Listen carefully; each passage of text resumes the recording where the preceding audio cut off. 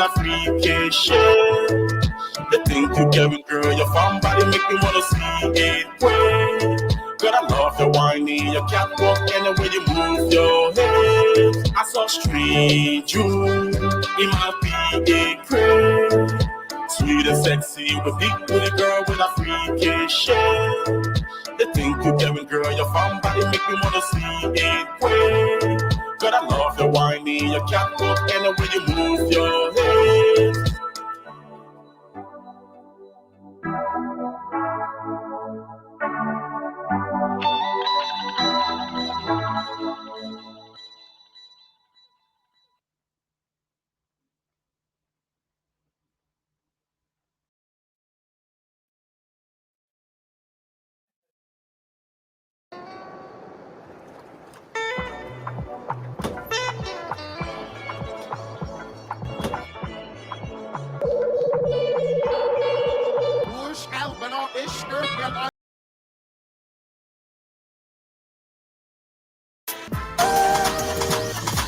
Do you know that maintaining clean and sufficient amount of oil is the perfect solution to preventing too much friction and overheating of your car engine? Remember that dyed particles are deadly to your engines. So too is the use of the wrong kind of oil. Stop using recycled oil products on the market. Sonoco Premium Super Fleet Engine Oil is now in Liberia. The Premium SAE 50, Premium 15W40 for both gasoline and diesel engines. Once there is an engine, Sonoco has the lubricant. You can now change your engine oil after every 3 to 4 months. Since 1886, Sonoco Oil Company is supplying oil to over 85 different countries around the world. With Sonoco products, there is no more damage to your engines. Macintosh Incorporated, a Liberian company located on Weaver Street, AB Talbot Road in Painesville, is the sole importer and country distributor of Sonoco and other U.S. lubricant brands. Call cell numbers 0880-535-508, 0777-677-633. That's your quality assurance. It is often said any sufficiently advanced technology is indistinguishable from magic. That is why I introduced to you a company with magic, SM Group Incorporated. SM Group Incorporated is an internet technology company that provides the best quality and cheapest internet services, including IT management services, supplies of IT equipment, networking, mobile app and software development, structural cabling, and web design. We also develop POS cash register system for small businesses like mini-mart, supermarket, restaurants, and bar, hotel management software for reservations and online booking. SM Group Incorporated installs biometric systems that include hotel door locks and access control, database, CCTV security, and motion sensor system installation with 24/7 monitoring and cloud backup storage with mini solar backup power system. Coming soon is the SM Group SASE-Net, which will deploy hundreds of Wi-Fi hotspots across the city with high-speed, affordable broadband internet service for less than $100 Liberian. For more information, visit our website at www.smgroupincorporated.net or email us at info@smgroupincorporated.net or call cell numbers 0777-881-881. We are located at the intersection of Kerry and Center Streets in Monrovia.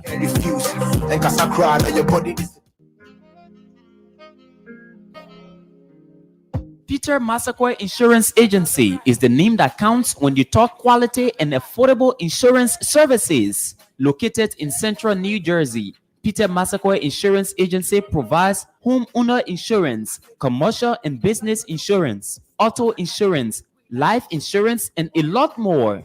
We partner with over 20 top-rated companies to ensure we provide affordable pricing and quality services to our clients.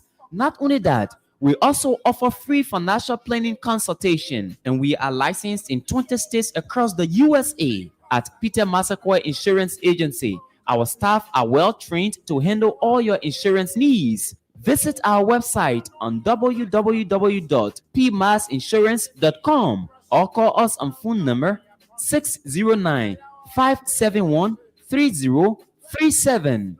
That's 609-571-3037. Peter Massaquoi Insurance Agency, your low-cost insurance partner. I think America, Do you need a car? Ready for an upgrade? Then come to Sika Motors, sole distributors of Toyota vehicles, Mitsubishi vehicles, and Yamaha motorbikes, genuine accessories and spare parts. You name it, we have it. We have the 2022 brands of Toyota vehicles. Select from our new Toyota Starlight, Toyota Belta, Toyota Rush. We've got the best deal in town through our Sika Motors financing schemes with selected banks, EcoBank Liberia and UBA Liberia, starting at the lowest as 500 USD. You won't believe these prices. Come for quality, reliability, and durability. Take a spin and let's make a deal. Sika Motors on the UN Drive at Sailtown, Bushra Island, or call Sika Motors on +231 775 987 758 or email cmarketing@cfao.com. Sika Motors, drive with confidence.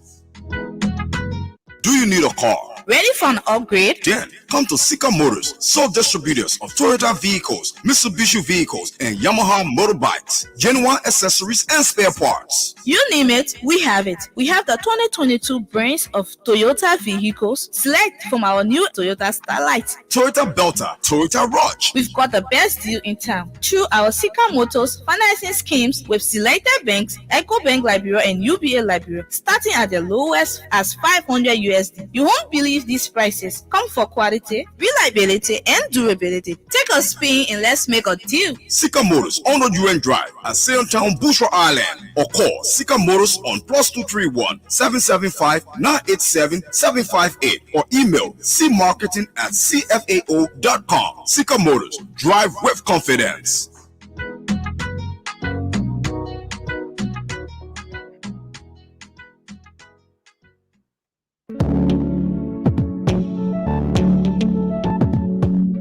We all know the headache we go through sending money to our loved ones, friends, and family in Liberia.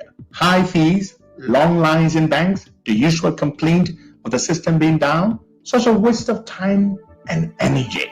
That is why I was very happy when I learned that SendWave is now in Liberia. So now I can send money anytime from anywhere directly from my smartphone to the MTN Lone Star Cell mobile money account of a loved one, friend, or family within seconds for just a tiny fee. So download SendWave now to your phone from your Apple Store or Google Play Store. Add your details, and don't worry, they are very safe and secure. And start sending money today. Don't forget to insert the promo code COSTA to get free $5 credit added to your first transfer. SendWave is secure, super fast, and by far the most affordable way to send money to Liberia. I'm Henry P. Costa and a very happy customer. Thank you.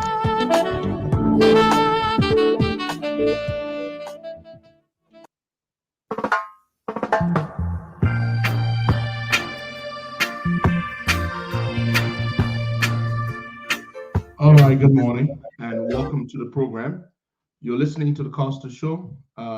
You're watching us on Facebook, on YouTube, and we're streaming on other platforms as well, online platforms, which should be on radio as well this morning. Bushra Radio 98.1 FM.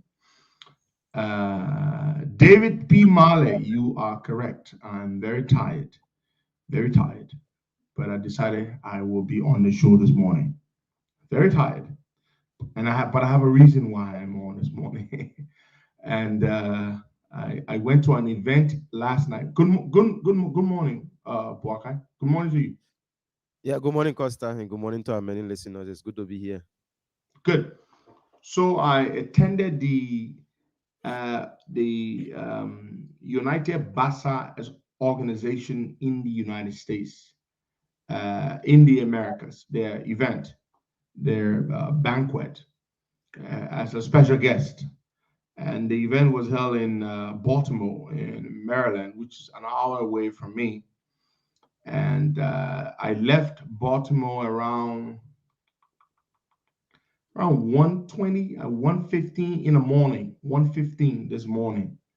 And I drove for 1 hour home. And I got home around 2:15, 2:20. Is an hour drive, as I said. So I'm very tired. But I decided I have to come on the show this morning because there are some very important things that I would like to talk about. and they are time sensitive. I want them to be sad before, before they're no longer valid. So that's why I'm on this morning. Otherwise, I would have been in bed and I would be doing something else. But it's very important, and you can see my eyes. But I'm here, as join with you. We want to say shout out to our friends at Sika Motors.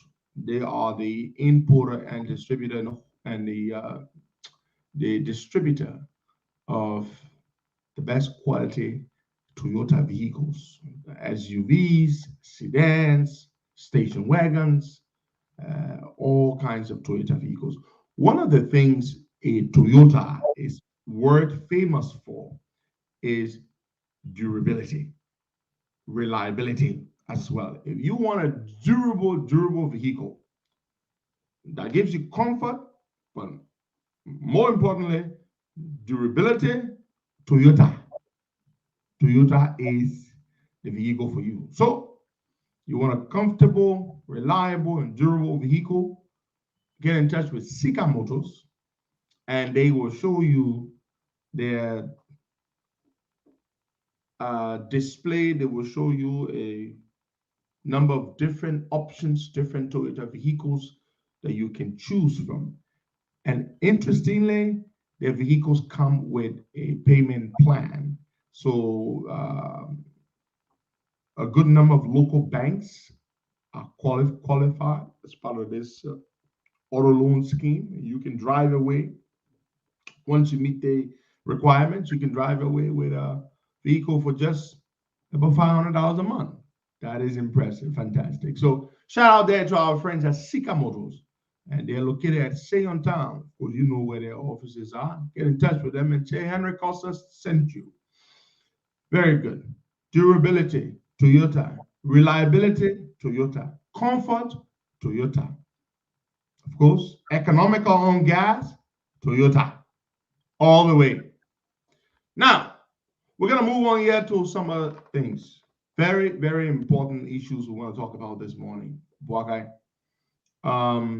There is a situation that's developing with the port. APM Terminals has sent out memos to port users that they're having trouble. Have you seen those memos? No, I haven't. I have them. A good friend of mine shared them with me this morning. I have them. I mean, not this morning, but yesterday. So because the port has yet to be dredged as it should be, every 2 years, we have to remove the sediments or the silt, S-I-L-T. The sand, when the sand sit down in the berthing area, let me put it that way so our people can understand. When the silt or the sediments accumulate over a period of time, that it makes it impossible and basically in the channel, the entrance, the entry channel where the vessels can come in and then the berth or the dock, then large vessels cannot come in. Large vessels cannot come in because they cannot come in. And this has happened before, and it is happening now. So APM Terminals has put out these memos. Wakai, I'm going to go to them right now. I'm going to send them to you. So this is very concerning. This is not good. This is bad. This is not good at all. When this happens, whenever this happens, consistent with what we've experienced in the past, large vessels are not able to come in and dock. Wakai, let's be sure. Are we on radio? Can we say that definitively? Yep. We are on the radio. Definitively, we're on radio. Good morning to our dear friends at D15 Radio. Thank you so much for your partnership. We really appreciate it. So I have here in my possession an APM Terminals memo that was sent out on the 18th of August. And the memo is a safe memo, which means when they talk about safe memo, they're talking about a matter that borders on safety. We have received 3 requests from our valued customers on their vessels that don't meet the NPA SAFE memo dated August 10, 2022, because they had already started loading prior to the memo being released. As APM, as a terminal, in as much as we will want to support our valued customers, we would like to make it emphatically clear that we won't recommend berthing vessels out of the SAFE memo for serious safety reasons. All right. Well, folks, there's a second one here. I'm gonna go to the second one. APM terminals. Number one, a full indemnity from the vessel owners and the National Port Authority directly indemnifying APM terminals and all entities, individuals acting on her behalf of all damages to the vessel entirely, and any other incident or accident whatsoever that may derive from the berthing or sailing vessel of the ship. Well, folks, it hasn't reached to crisis proportion yet, but it is a matter that needs to be looked into right now to avert it reaching the crisis proportion. This is not going to be good. We have to take care of this right away. So we will keep following the matter very closely, and we hope it can be fixed so that, and nobody wants this, nobody should pray for this. The last time we had a crisis such as this, we all know what happened. We experienced the scarcity of much needed, commercial, much needed commodities, essential commodities, and they didn't serve us well. So Zolizo returns to work today. Poor guy. Yep, Zolizo returns to work today. And yes, he returns to work today, and he has been reassigned. Now, some of you may be wondering, who the hell is Zolizo? Zolizo is a fellow. His real name is Tapla Davis, ex-US, ex-military, ex-US military.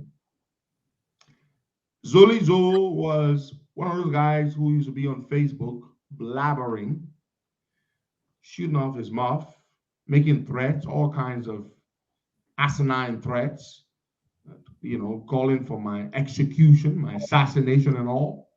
He said all of those things. And as a reward, Zolizo was appointed by the president as deputy for operations for the Ministry of National Defense. He was rejected at the Senate confirmation hearing. And so they sent him to the LPRC as head of security. Zolizo had been engaged in theft of petroleum products at the LPRC until he got nabbed, caught on camera, in video, fully identified, fully recognized, stealing petroleum products, carrying containers loaded with petroleum products, 5-gallon containers, into his vehicle. So they suspended Zolizo. They had to. The evidence was too embarrassing. They could not ignore the evidence. So Zolizo was suspended. So Zolizo has now been reinstated. His suspension has been lifted, and he has been reassigned as assistant RSPS manager. He's got his job back. Stealing fuel, which according to the handbook of the LPRC warrants Zolizo's immediate dismissal. But Zolizo did not get dismissed because, of course, all he did, he just stole fuel. That's it. I mean, stealing is okay in this government. I mean, it's perfect. Just, Yeah, when you steal, they tell you to go rest someone, you come back later. When the noise ceases down, then you come back. And come back. That's it. So Zolizo is back, my people. He is back. They sent him to a new division, to a new department. assistant ISPS manager. He's got his job. Zolizo had threatened them that I know all the things you do here, and if you fire me, I will spill the beans. I know plenty of things you do. One of the things Zolizo did in trying to get his job back or trying to not get fired was that he came on, and for a few days after his suspension and his disgrace, public disgrace, I might add, and he went on a tirade or a crusade trying to massage and stroke George Weah's ego. Mm-hmm. And that's what George Weah loved. Yeah, he was there singing the president and talking about how much he loved George Weah, how he could kill somebody for George Weah. And that is all that it took for Zolizo to remain in the good graces of the president. He had to come out the usual sycophant that he is. The president was very, very impressed. And that much I can say to you. And the president made sure that his dear beloved Zolizo, who praise sings him, and didn't get fired until Zolizo is back. Yeah, some of you would say, yeah, but the hell was Zolizo? He's an insignificant guy. But it tells something. If a guy like Zolizo, whose stealing behavior was captured on video and published for many, many, many thousands to watch, can still manage to not get fired, to get reassigned, what does that tell you? It tells you that this government is not serious about fighting corruption in any way, shape, or form. All you need to do, say nice things about the president, steal, but they will protect you because you are a loyalist, you are a sycophant. And that counts way more than being an honest public servant. That's what it is. That is the truth of the matter. Being an honest public servant does not matter, does not impress the president. Being a sycophant is what impresses him. Now, we're going to move on to something else. One of the things President Weah has earned for himself is a reputation to not listen, particularly to those who are his critics. Now, I am a critic of the president, and I make no apologies for being a fair critic, I believe. I warned this administration back in March of last year. I said something that is currently dogging the administration. I said that there would be U.S. sanctions, particularly, specifically, Magnitsky sanctions.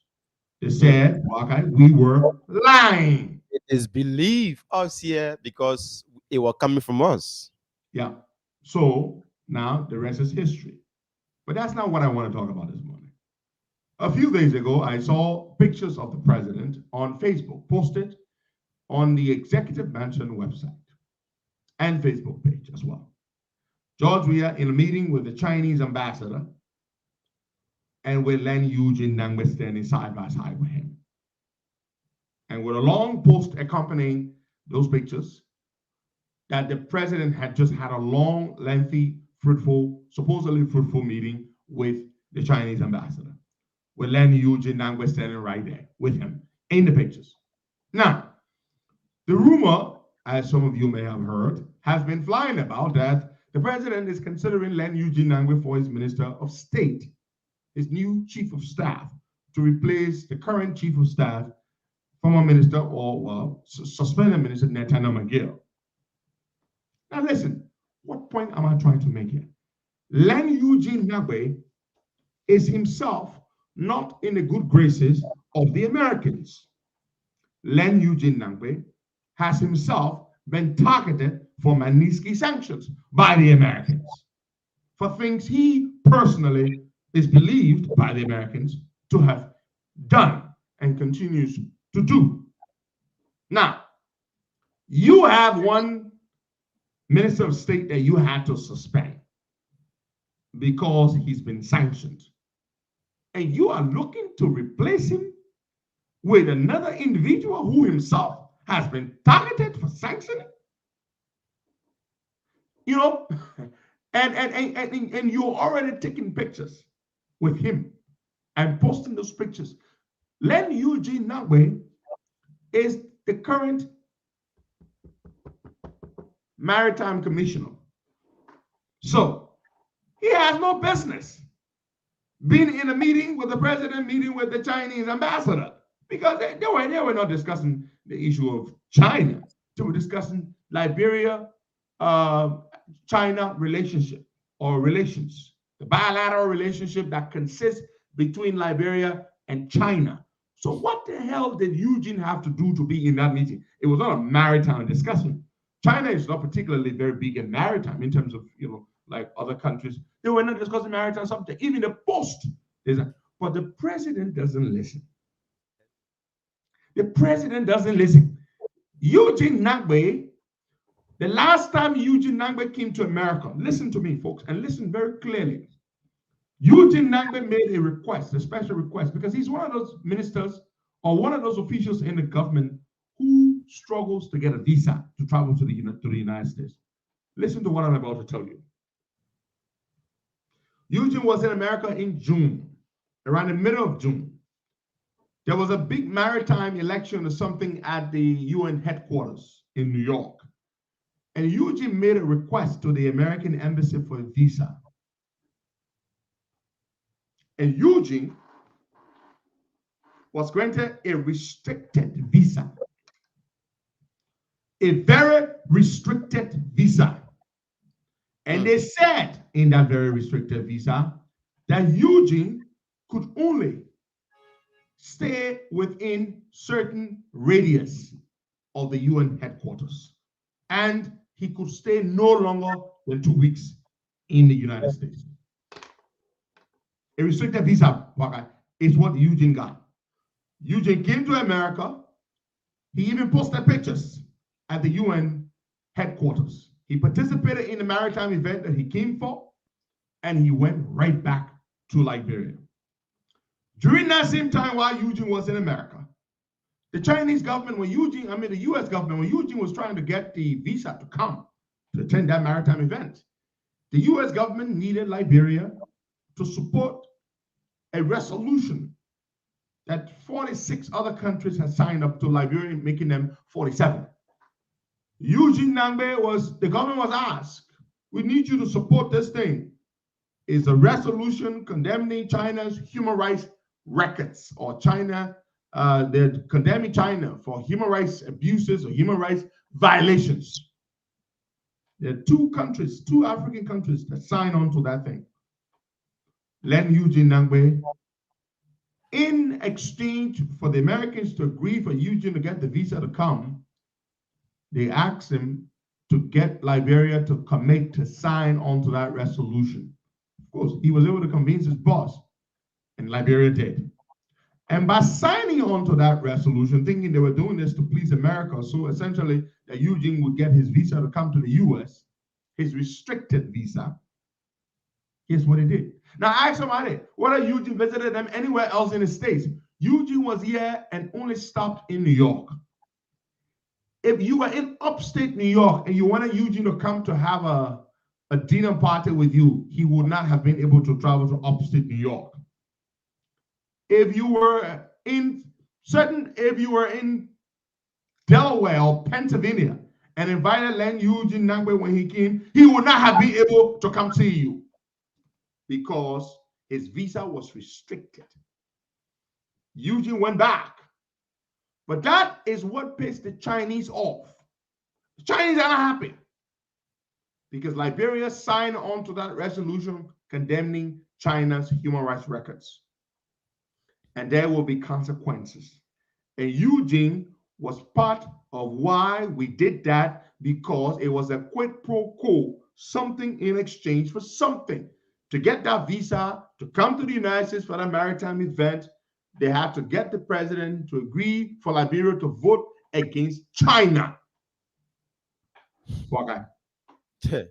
So Eugene is a self-serving individual. Eugene is targeted. And the president is already having meetings with foreign partners, heads of diplomatic missions, with Len Eugene Nagbe standing next to him. Yeah. George Weah never listens. Imagine what it would look like He makes Eugene Angbe the next Minister of State. Bam! Eugene gets slammed with U.S. sanctions. It become disgraceful. Two of your able lieutenants. Free advice. That's what I'm offering John Weir this morning. Free advice. Free advice. But of course, he will not take it. It's from Henry Costa. Who the hell is Henry Costa for the president to take free advice from? Makes absolutely no sense. Now, I am going to say this. There's a reason why, the particular reason why I'm on the show this morning, because I'm very tired, as you can see, sleepy and all, is because of something that I said to you, which is important, very important, and it is time sensitive. And what is that? I guess you're wondering. Some 5 years ago, 6 years ago, the famous case involving the estate of the late Miller R. Hodge. Many of you know about that case. We discussed it for years. Not just us, other people were, that case was well publicized. The matter involves Salif. She claims she was married to Mr. Hodge, but of course, it was not the case. The marriage certificate that she produced in court was later found to be a fake one. And so her claim that she was married to Mr. Hodge was not accepted. But that is immaterial and inconsequential to what I'm about to say. Umu had 3 beautiful children for Mr. Hodge. 3 beautiful children. Fine. Now, Mr. Hodge had 2 sets of children in terms of nationality. He had the Liberian children and he had the Lebanese children. And in his will, Mr. Hodge made it clear, left clear instructions on how he wanted his children to benefit from his estate. He had his first Liberian child, his eldest. This is not Umu's daughter, Noah Hodge Menza. Mr. Hodge had Noah many years before he even began to have other Liberian children. So, because Noah was the only child he had for a long time before he even had other Liberian children, and loving his daughter as he did, Mr. Hodge bought many properties in his daughter's name, because of course his daughter is Liberian by birth. And he acquired many properties in Noah Hodge's name, who would later get married to a wonderful gentleman by the name of Bob Menza. So Noah had lots of properties her father bought in her name. But for years, Umu made sure, using the court system and the friends she had made in the court system, that Noah was denied her property rights. Even the properties that her father bought in her name, she was denied access to those properties. And Umu controlled those properties for years. Until some 5 years ago, the Supreme Court finally stepped in.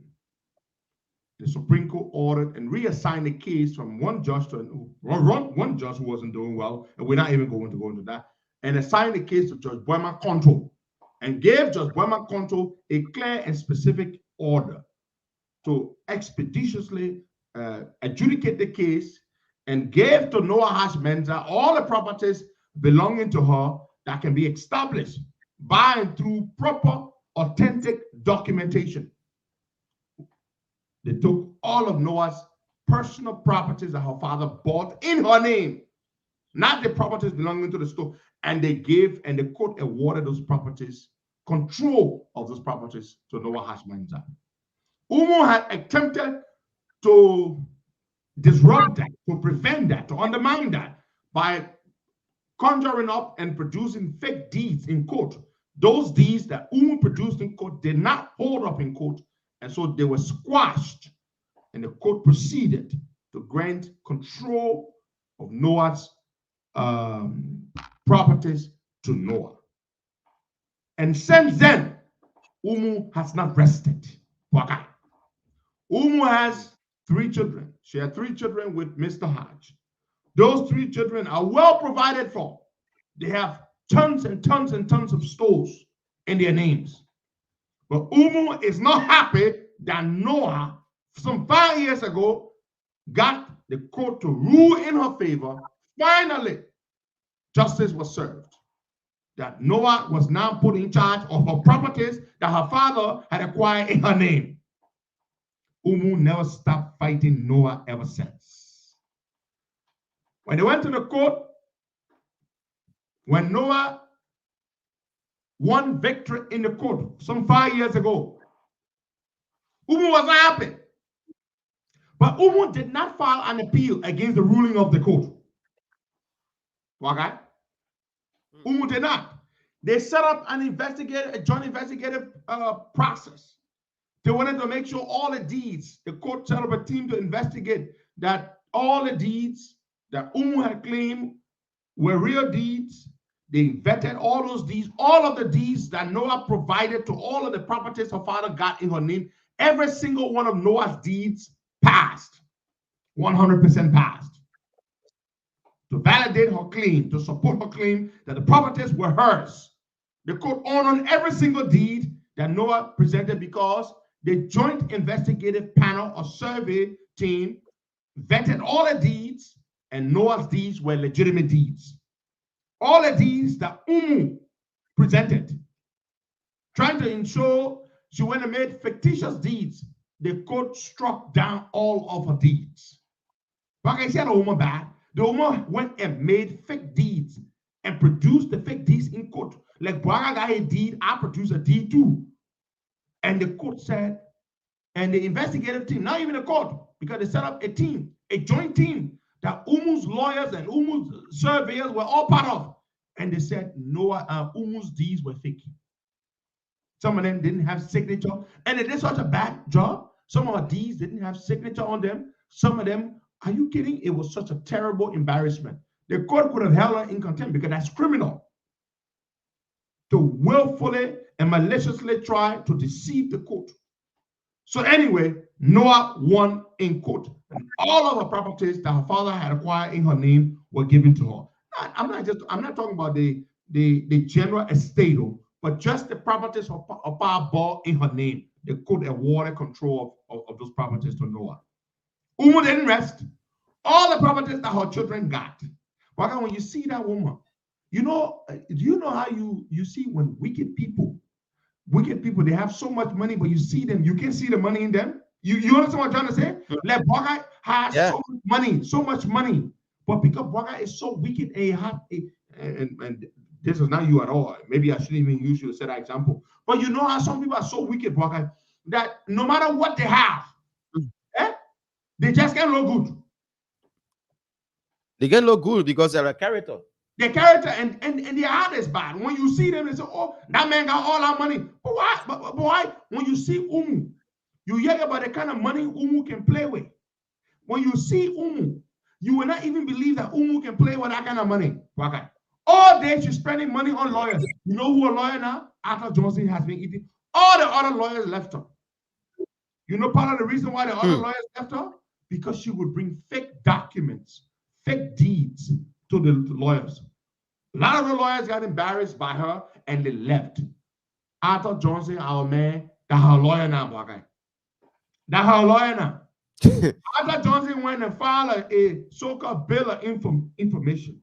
Years after the court awarded Noah Hasmenza all of her properties, not even from the general estate, all, guess what? Arthur Johnson went and accepted to file this thing for Umu. Today, the court is supposed to rule, the Supreme Court. Listen, Supreme Court is supposed to rule. Arthur Johnson is claiming that the lower court made errors. You see, Arthur Johnson, he doesn't pick and choose. Once you can pay him, he will take your case.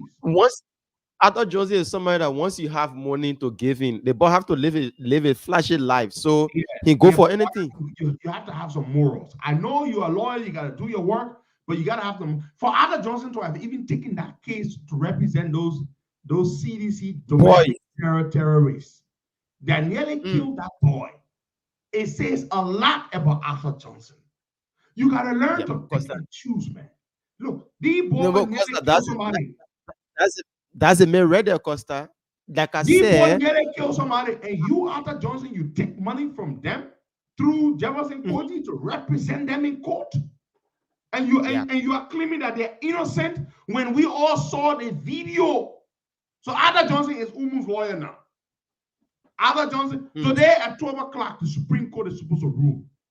The very Supreme Court, 6 years ago, 5-6 years ago, that instructed and assigned this case to Judge Boyma Konto to expeditiously adjudicate this matter and grant justice unto whom justice is due. It's the same Supreme Court now, after years of this matter being laid to rest. Umu never filed an appeal before the Supreme Court to say that the matter that was adjudicated to before in the lower court was done the right way. She didn't do that. She waited for many years later to now file a complaint claiming that there was an error made in the case before Boyma Konto. And because they couldn't file an appeal before the Supreme Court because the statutory period had lapsed, so they filed a bill of information.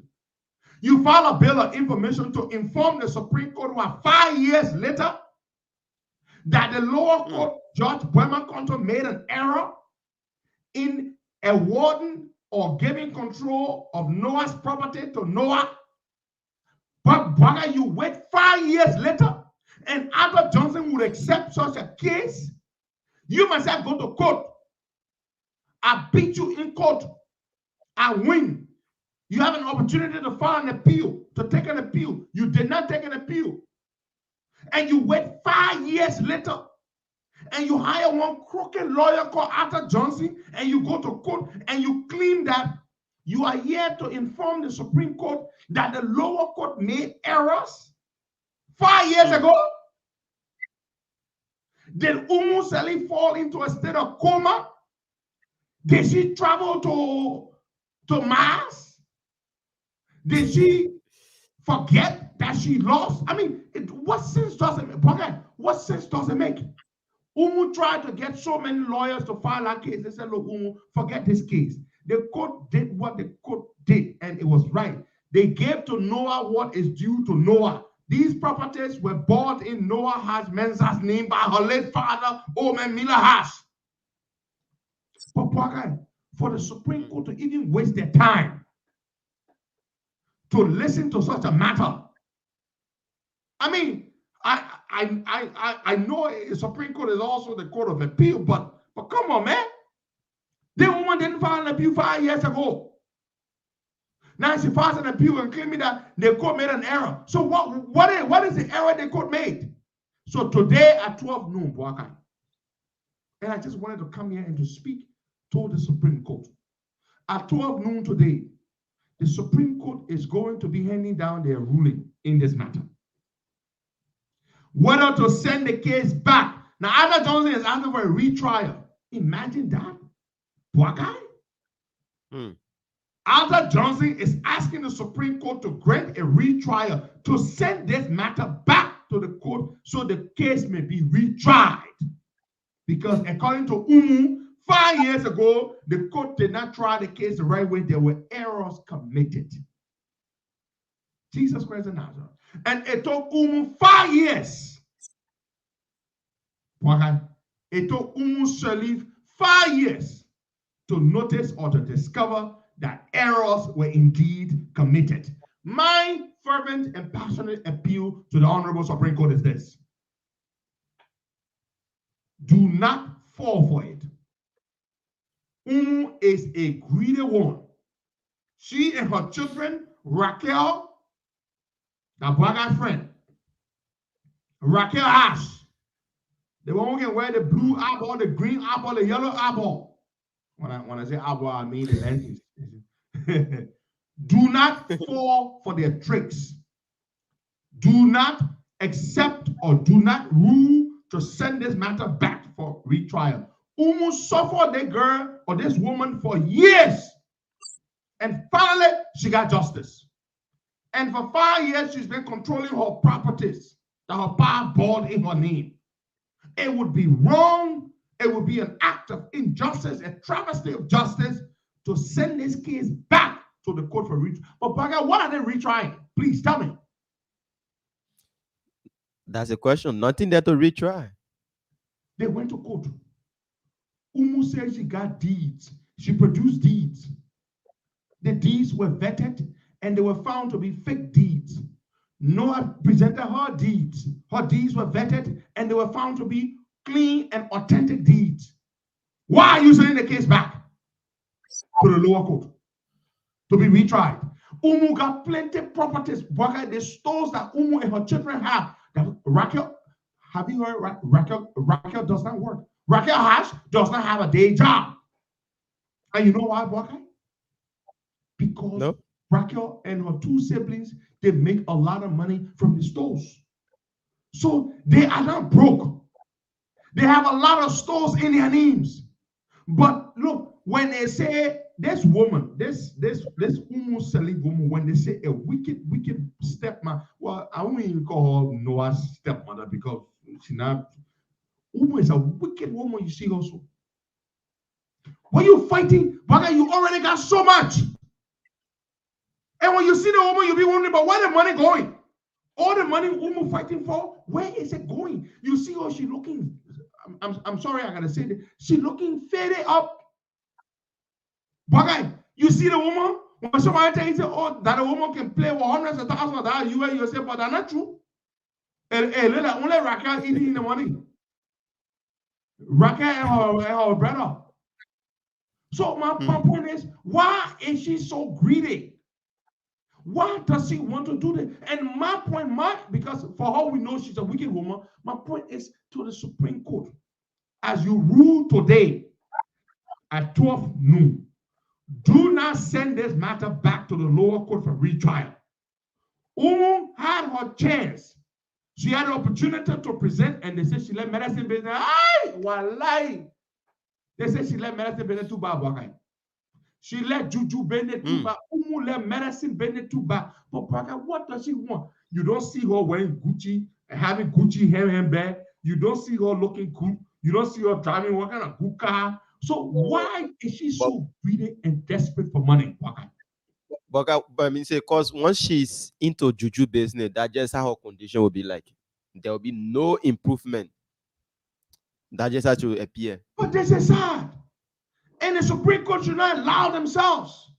They should not allow themselves to do this. Umu and her children, they have tons and tons of stores. Okay, those stores you see in red light. You know how many those stores are paying? Okay? Yeah. You know how many stores that woman got? You know how much money that woman playing with? But when you see her, you'll be like, when that woman, they say, got all their money. Because her heart is bad. Her heart is a bad heart. And the Supreme Court, we're watching the Supreme Court today. As you hand down the ruling in this case, and after Johnson, all the other lawyers refused to take their case. Umu went everywhere. Why do you think the other lawyers who you represented her the first time, you know why they left her? They said, Umu, you embarrassed us. She gave the lawyers fake deeds. Fake deeds. You gave your lawyer a fake document to go to court and claim that the land belongs to you. The lawyer goes to court. The lawyer presents your deed to the survey, the joint investigative survey team. The survey team goes and investigates, and the team comes back and says, all the deeds that your clients submitted were fake deeds. The lawyer said, what, Umu? How can you do this to us? How could you give us fake deeds? And the lawyer said, we will no longer represent you. And they call it quits. They terminated providing services to her or for her. So Umu now are looking for a different lawyer. Which lawyer can I find that can do anything? She goes to who? Arthur Johnson. Arthur Johnson sits there and writes a bill of information to the Supreme Court because he can't file an appeal. So now he's using the bill of information under the guise of a bill of information, which essentially an appeal they're looking to file to have here. claiming that there were errors committed in the lawsuit or in the case 5 years ago, and the Supreme Court must send the case back for retrial. I swear to God, this is terrible. But we are watching. We are watching the Supreme Court. Today is the ruling, and we're watching to see what the Supreme Court rules. We're gonna go to the phone lines. Boakai, please call the line that we have for our mothers. We got, as I said, we gotta prioritize that number because it's for our mothers and our sisters, and we've set it up so it's working. Let's go to the lines and take some calls there. Today is the 5th day of September 2022. The time in Monrovia is 11 minutes past 11 a.m. and the time in Delaware is 11 minutes past 7 a.m. I'm Henry Pedro Costa. Boakai Amara Kamara is in the studio, and we are your humble servants. Let's now go to the lines and hear our folks. Zoli Zo gets reinstated today and reassigned as assistant RSPS manager. He's going to continue to make just about the same salary he made from before he stole the fuel and the gasoline and got suspended. This is wrong, it's unacceptable. And we just thought you should know about this. And the president is looking to make Len Eugene Nangbe his minister of state. He's already been having meetings with Eugene and others and foreign diplomats. And so we are watching this very closely, and we will sit here and laugh at them when he appoints Eugene and Eugene gets sanctioned. We'll be sitting down here and laughing. Yeah. But let's go to the lines, Baga. Let's open those phone lines and let's hear our people this morning. 0770102 086 010 102. The WhatsApp number is +231 888 624171, and the women's line is 0888 848270. For the ladies can call on 0888 848270. That's exclusively for our mothers and sisters. So if you are men, you call on that line, no, you will not go through. So 0770 886 010 555 and the WhatsApp number is +231 888 624171. Call and you will be live with us here this morning on the Costa Show with Henry Pedro Costa and Boakai Kamara. Thank you very much. I want to do this for one of our sisters, one of our strongest supporters. She's none other but Denise McGill. Denise celebrates her birthday today, and Denise, we want to wish you all the best as you celebrate today. We dedicate this presentation to you this morning as you celebrate your birthday, Sister Denise McGill. Enjoy your day. But let's go to the lines. Let's take some calls. All right. 0770102 stay, anticipate your calls. The phone lines are open now. Just place in your call and you will be live with us this morning. Amara Corner is in town. Did you follow Boakai? I believe Amara arrived in town yesterday, right? Yeah, he got in town yesterday. Was it yesterday or the day before? Yesterday.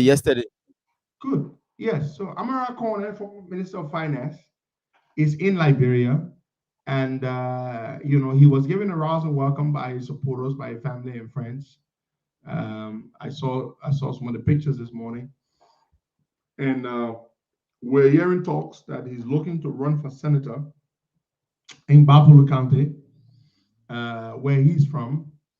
And but we'll see how that goes. He said yesterday he said he may run in Monrovia or Bapulu, but he haven't come up with a conclusion yet. Yeah. We were hearing that. You are right. I didn't know he mentioned Monrovia, but I had heard he was more leaning. He was leaning more towards Bapulu as opposed to Monrovia County. So, but we'll see how that goes. But let's take some calls then. And we are coming in December, and we look forward to seeing you all. And it's going to be a beautiful, beautiful thing. So far, Our delegation is just around 15 in number. It's a very large delegation. We're coming from the end of December to, of course, the 21st is when I return.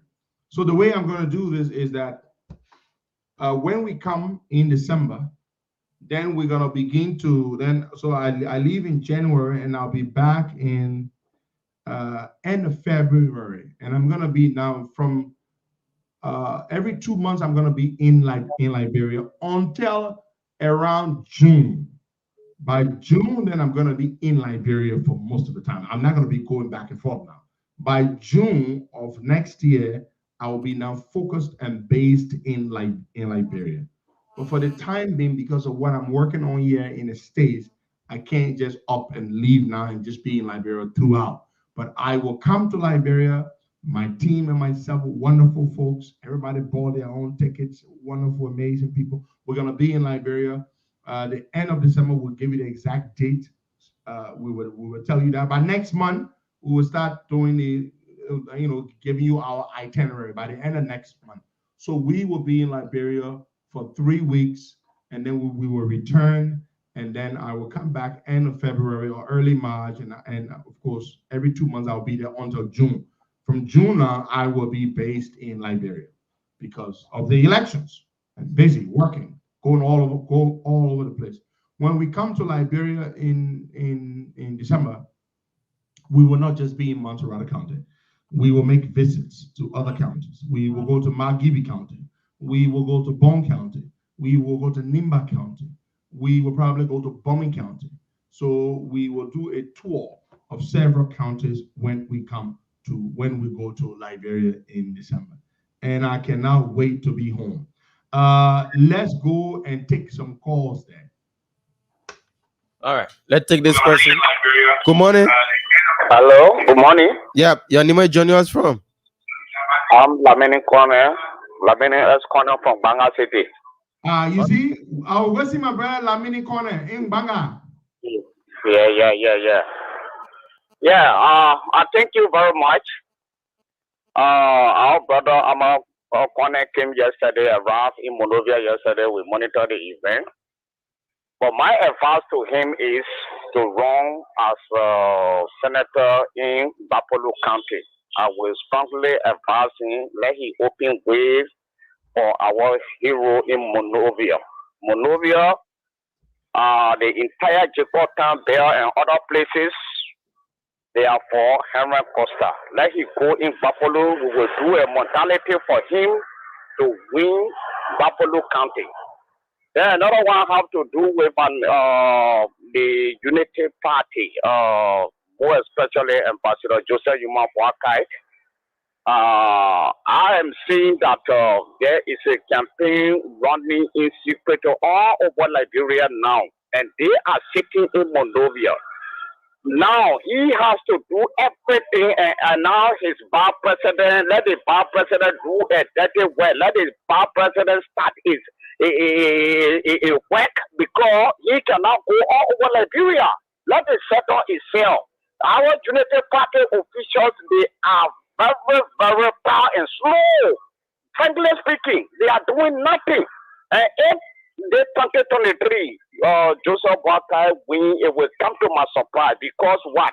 The ruling establishment, they are not even thinking about code of conduct. They are going all over and they are taking over our young people with money because they have rendered this country very hard and difficult. And the money they bring, people can accept it. They bring in motorbike, getting our people across. JFB shooting sit down and the surrounding. I'm very much with them. Some they were elected. The other man, they are not even coming around so that we can see modality going on. Thank you. Thank you. Okay. Lamini, thank you. You made some good points, but hold on there, Boakai. So I just saw a comment popped up, and it's right here. I'm literally looking at it from Raquel. Raquel is Umun's daughter. Raquel, you are bad. And let me read her comment for you. For those of you listening via radio and other platforms, she said, Henry Costa, it's God that will judge you. You know nothing about our family, so zip your mouth. You nigga, you're very frisky. And you don't know anything about God. Because if you knew God, you would not support your wicked mother who like juju to fight your own biological big sister. Noah Hasmenza is your big sister. You nigga, if you knew God, you will not be doing some of the bad thing and funny thing that you're doing with old men just so they can help you in the court against your big sister. You don't want me to tell the teen what you're doing. Small girl, you put your hand in bad thing just to fight your big sister in court for something, for properties that belong to your big sister. You don't know God. If you knew God, you will not be messing around with old men just to help you in court for you to win case against your big sister. So you just shut up. God ain't know you. You know God. Can't talk about Costa that God will judge you. I know God. That's why God keep blessing me. Your pa came to Liberia, good human being. But who knows to love Omen Mila Hash? Yeah. Everybody to love him. But look at you. You took after your wicked man. Umuna poison you. You hate your big sister. You envy your big sister. And for what?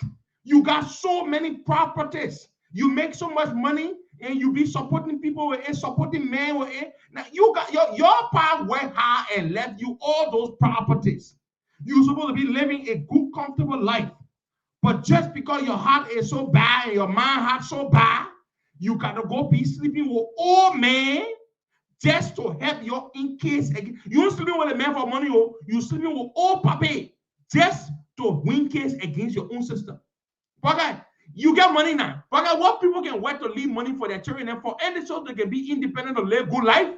Yeah, that's all. All the money you got, your man looking dolly up, as the Congo man can say, you the passing around with your purple eyeball, blue eyeball, yellow eyeball, sleeping with all dolly up papi then, just so you can wink it. Don't make me open up on you, you like talking about that God will judge you. The work that we're doing here, we're doing God's work. We're speaking about injustice. You manipulating, using your body to try to manipulate people so the court system can work in your favor. That God that you know, talking about I know God. That God will judge me. Now God will judge you and your man. God will judge you and your man, your wicked man. Let's take some more calls here. But then they get brave. You can't open your mouth on a platform talking about cause I ain't know God and God will judge me. You bad telling you man. Noah is your big sister. She came into this world before you did. Your pa bought properties for her before you were even born. And you join up with your man. You call yourself an educated woman. Your man, A from Beaufort. You join up with her to be doing something, and you can't open your mouth on the platform talking about God will judge me. You know God. Before small girl that used to sleeping with big men just to win case. You know God. You better wait. If I date you good in the morning, let's go take some more calls there. But what may I press this so? But what may I get press this so? The Henry Costa, you can bring you press that all? She said Noah is claiming 90% of the properties. What belongs to her is there, but she's claiming more than what she deserves. You are a hypocrite. Look at the other one here. How the hell can Noah claim 90% of property? So all the money you've been making and supporting boyfriend there, where you been getting it from? Okay? The property then that the money you've been making is supporting your boyfriend there. Where you been getting it from? If Noah controls or is claiming 90% of the properties, all these years, all the money you've been making, you and your man, you've been supporting your boyfriend there with it, where you been getting it from? Let's go take calls there. And they're claiming 90%. So that 10% you and your siblings got. That 10% you got. Let's take some calls here. You and your mom making witch. You're making witch. This person on the line. The Jehovah Jireh that we know, one day he will strike you over the witch you and your mom making. Yeah. Good morning. Hi. Good morning, Mr. Kamara, and good morning to my leader and the political leader. Sorry for the poor quality of my voice. Momo Critical Johnson. Go ahead. First of all, let me say this to the Liberian people that listen by radio and to my leader.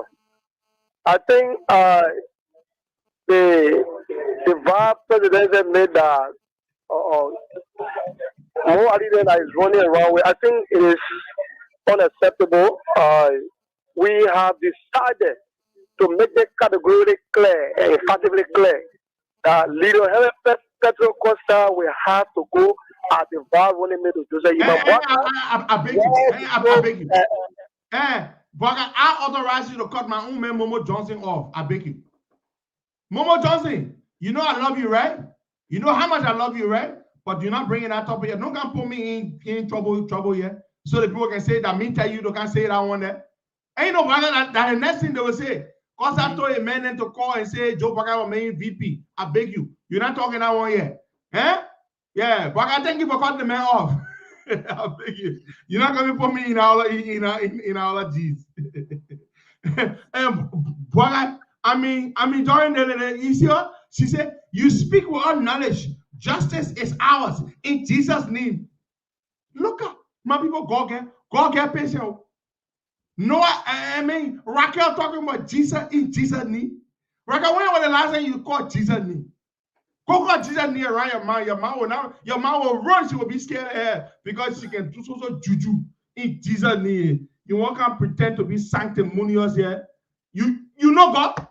But let this cause here. In Jesus' name, you will not get no ruling in your favor. Yeah. So that you sleeping with the puppy then for nothing sleeping. But let take calls there.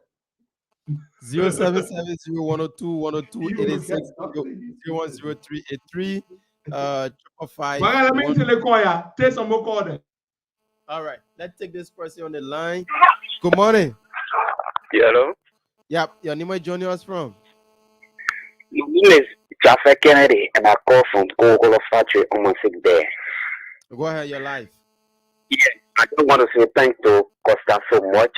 Please, each time I listen to him, he gives me the motivation. He really inspires me every day, and I can't wait to see him again. Costa, continue to fight for all. You are the only voice in Liberia now that can stand for the Liberians. Continue to fight. God will continue to bless you and strengthen you more. Thank you so much for calling. And we're still taking your calls 0770-102-102 886-010-383. The ladies line 0888-848270. But right, you think how Jesus can work? Eh?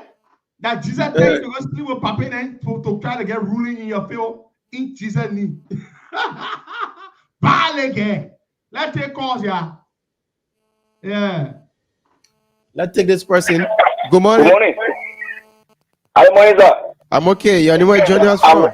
I'm Richard William calling from Sukino, Downtown Avenue, member of the Unity Party, supporting Joseph Boyakam 2023. Okay. Let me say to the issue. Like that, get no shame. That they will lose that case and show a man. They will sell to court and they will sell to somebody. That guy she left me. What did you see with me?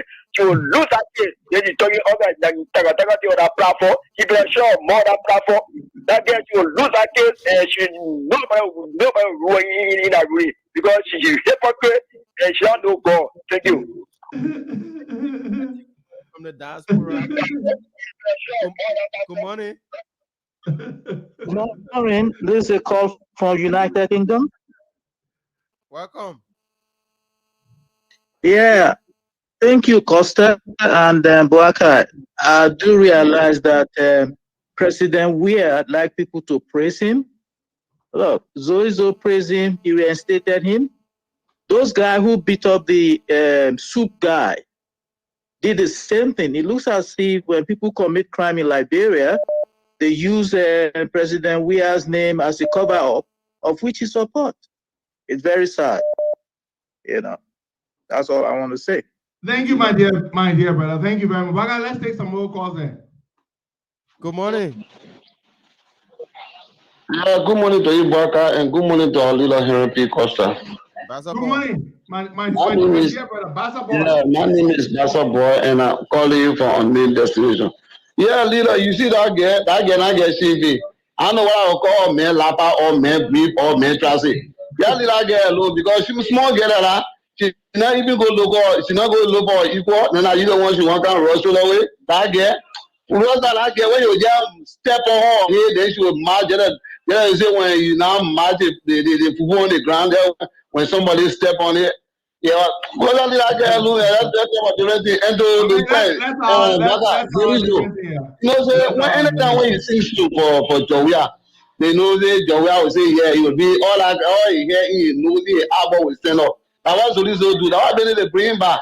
You know, say the whole government nothing is working. The other day they came out, they say they want to move some people, they want to bring in some people, but now they're looking for opportunity. But now they sack Zoli, they move Solizo, they bring him back. So that is that the whole government is not serious. It's not serious. But 2023, oh, 2023 will march in Labrador and Joseph Baga will take the place. Thank you, Baga, and thank you to our leader, Henry P. Costa. Thank you. Thank you. Thank you very much, Basa boy. Let's take more calls there. You're listening to the Costa Show. Good morning, Baka. Yep, your name is joining us from? Yeah, this is DJ Luma from Forward. Oh, Baka, let me say good morning. Let me say good morning to Pedro.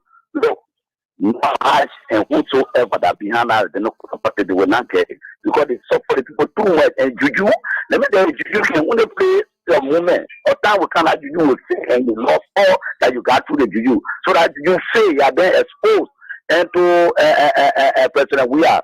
You say you want to make how do you call it, in a way, the people of this time. You call it because say if our president we are just forget about the presidency, then just do the let's go. Let me tell you history October Dumo and the late how do you call it, October Dumo and Charles Taylor. When America now let you enough for you, you go all you can down you feel. So, President, we are, if you just love yourself, just forget about going for the second time and just say that you leave money like that. But if you say it, it will be that day for you. Thank you. Thank you so much. You remember the case that we discussed some time ago involving the director of SOS Village? You remember that case? Yeah. Good. The case has been concluded, Bakai. The case has been concluded. And we want to speak with Mr. Aliyu. Mr. Aliyu is the man who was accused by, among two other individuals, as having raped and impregnated this young lady. You recall the case, right, Baga? And you and I went back and forth on that case? Yeah, sure. Well, the case has been disclosed. It has been investigated and concluded. Yes. So the case has been concluded, and we want to speak with Mr. Aliyu, right? Because now the case is over. And they basically acquitted him. They said he is not the person who raped this young girl. So I just send them the link. Let him come on and let's ask him. Wow. So now listen, Obaga.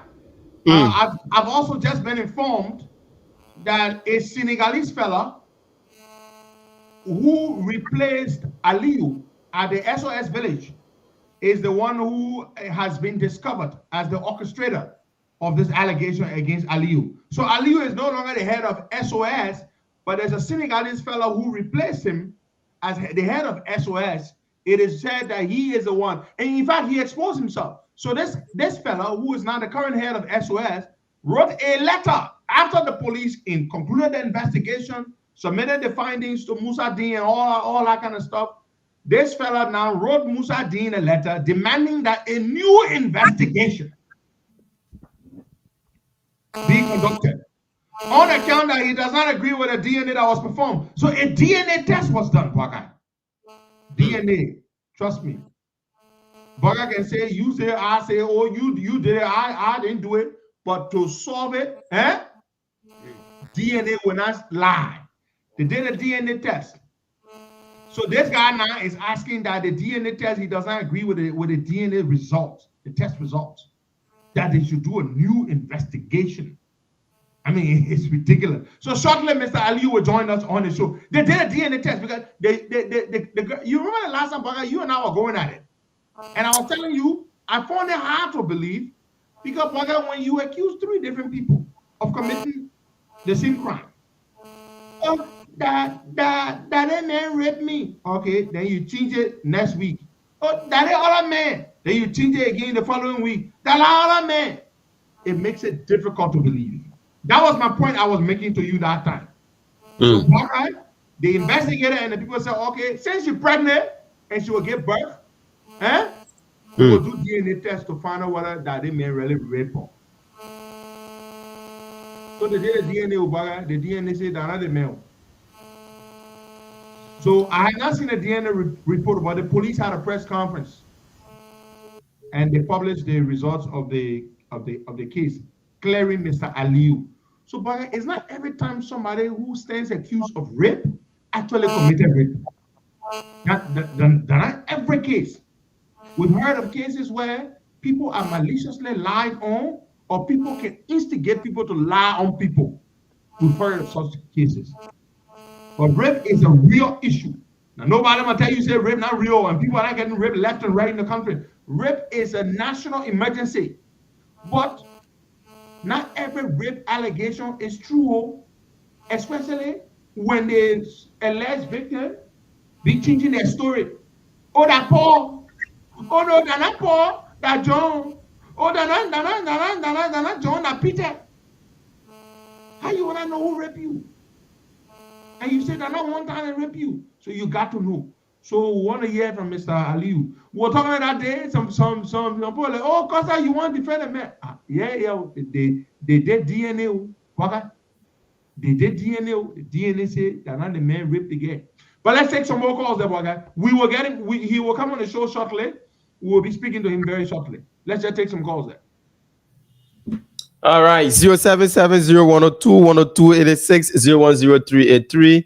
555-102-102. The WhatsApp number is +231-886-24171. I'll take Costa Princess on this one, Martina Kunate. Sorry, I'm trying to get you on.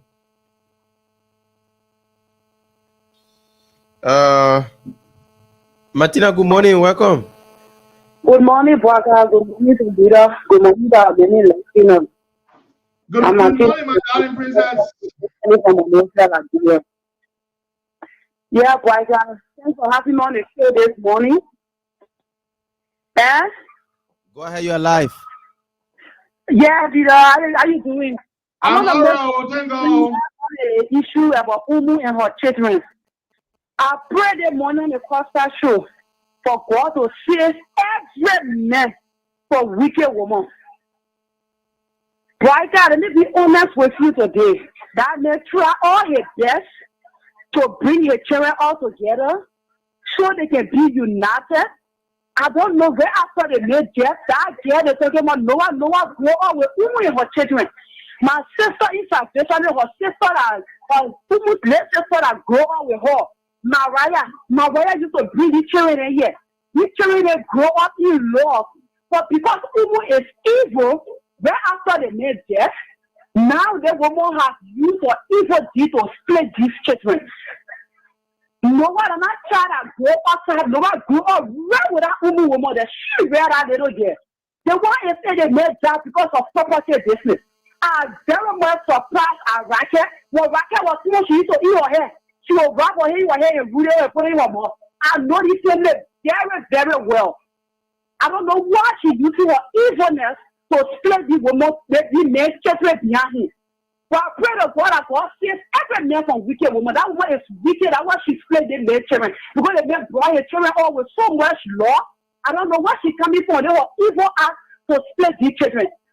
Thanks for having me. I'm so disappointed in money because all the men ever went to waste. All right, Martina. I didn't know Martina knew the family. Yep. Let's take some more calls there. We are waiting to see whether Mr. Aliyu will join us. Okay. Good morning. Okay. Yep. Your name, where you calling from? Yes, I'm National COB Samuel calling from Clouton. You know, the other man, it actually had to do with the youth here on ground. The guys are here on ground, they refuse to work with Fidel. Nana is making the youth win some kind of way that we will go to the office there. They don't back living now, nobody will be to that office. So I think that you need to intervene in a youth win angle that these guys will come back together so we can work together. Because you're talking about coming December and the youth are here. I think on Fidel want all possible best to put the youth guys together. But the guys are deliberately refusing to even work with Fidel. So I think we here and you're talking about coming December, we need to be together. So I think as a national chairman leader and you the one that people can listen to, you need to intervene and make the guys to come together so that we can move the youth angle thing of chairman. Thank you. Thank you Okay. so much. Thank you very much. 0770102102860100383. We still taking your calls. Keep them coming in, and you will be live on the Costa Show. You know, I remember Maggie had an interview this gone Saturday or Friday, and he said a lot of things. You know what? I mean, I'm sorry, Baga. My man Eric Nangbe, the Arsenal man, right? And so my man Lima Diwa, the Man U man. Just like my man, my fire David, Man U man, right? So they were watching the game. Man U Arsenal game yesterday. And Man U won again. Yeah. They just been teasing the Arsenal people now. So they posted a video with my man Eric sitting there feeling bad while they dancing around here in DC because they lost the game. But I didn't watch the game yesterday, but of course, you know, when the game was playing, when the game was on, even before the game, everybody was posting about it and all that kind of thing. How did the game end? What's the score, Baga? What was the score? You didn't watch it too, eh? Yeah. Let me see. they for being somebody Very busy. Yeah. Make the point you are making. I'm sorry. You follow McGill press conference? I mean, not press conference, but interview he did. Yeah, the Al Jazeera 3-1 to 3-1. Arsenal. Yes. I didn't watch the entire interview. I just watched a little bit of it. I was busy. I watched a little bit of it. But what's your observation about that from that interview? I haven't watched the entire thing. From his physical appearance, McGill is not that much happier.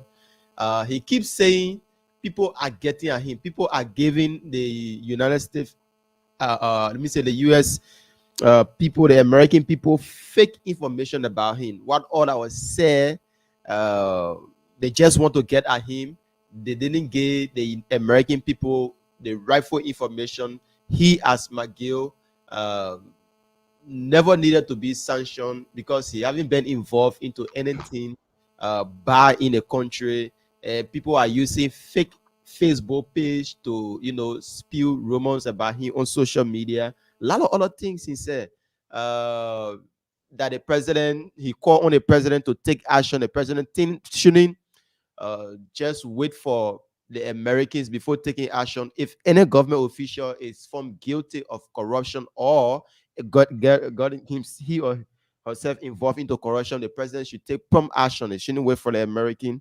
But his physical appearance wasn't too good. Come on, man. What kind of team talking? Man, on a sanction, they ain't say physical appearance. How the man should be looking like? Hey, yeah, man. I'm very happy the sanction. Because the man got the stomach, everything going down within less than the. Yeah, but maybe it's a good thing. It sounds like a mess. People's stomach go down, the man's stomach go down. Higher man, Simeon Serena Seafors. Oh, okay. Ask Martina, how we are. Hey, saying one my daughter. Now he sounds now. Martina, please call and tell how you tell your sweetheart, Serena Seafors, yeah. Just because the American sounds on the man now, don't forget about the male. Say my Serena Seafors. My God. Let's take some more calls there. Let's go to the calls. For Paga, years, ever. How is sanction we made a man go good now. Then maybe the sanctions are a good thing.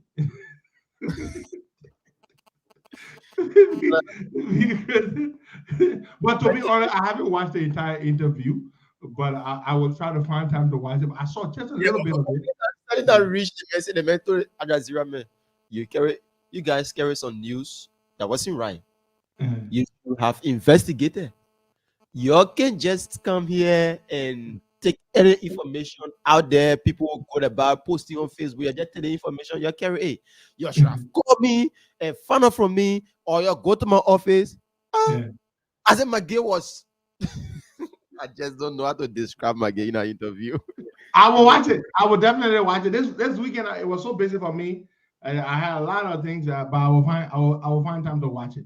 All right, but let's we're still waiting for Mr. Aliyu to join us, but he has not as yet. So we will see. We will see what happens. He hasn't joined us yet, but we'll see. So there you go. This is Mr. Aliyu. Hold on, don't take any calls. Mr. Augustine Aliyu, former director of SOS Children's Village.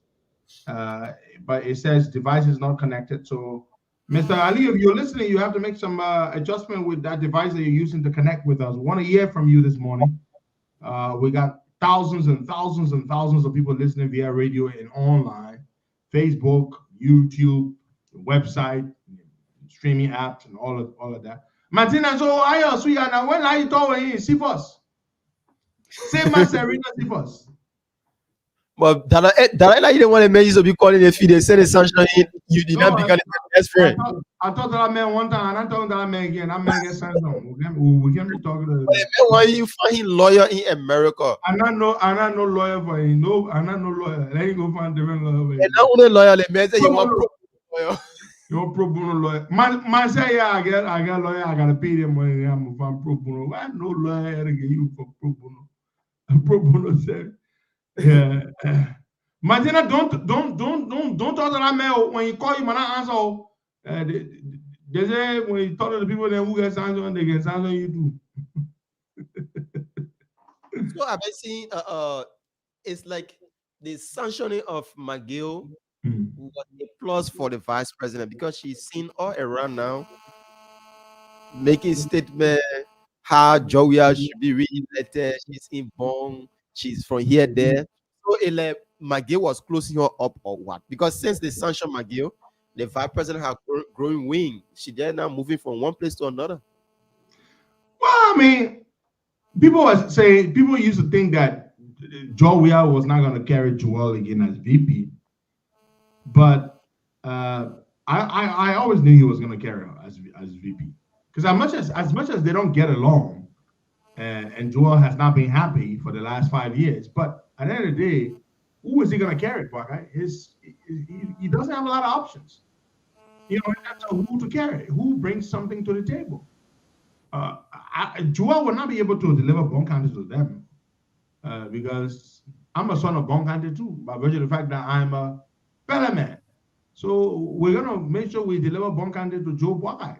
But I still think that Joel will have some sway there, and I'm sure he feels that carrying Joel will be the best thing. So they don't have a choice, and Joel too still wants to be VP, so she's not very happy. You know, we all know that from what we've seen and everything. We've seen it all play out, right? But at the end of the day, when Joel weighs her options, where do you think she's best positioned or best suited? With them.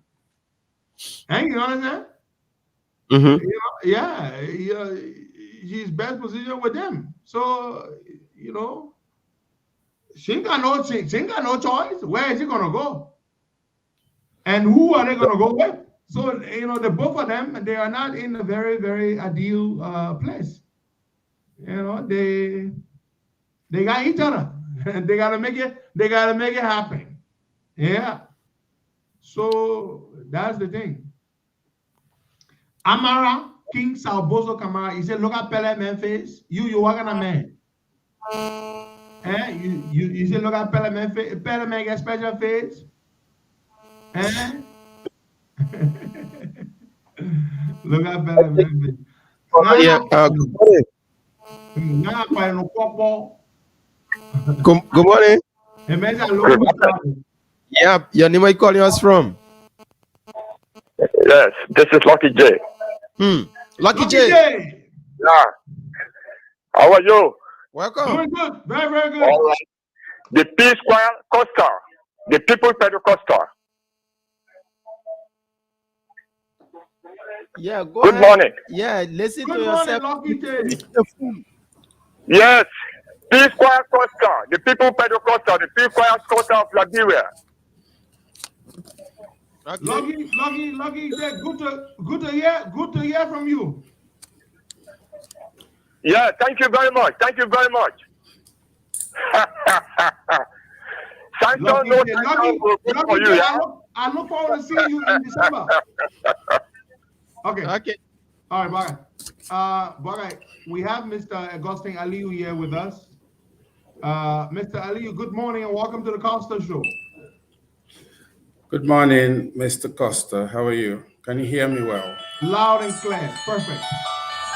Could you lower your, could you put your phone on silent or vibrate, please? Yes, I have.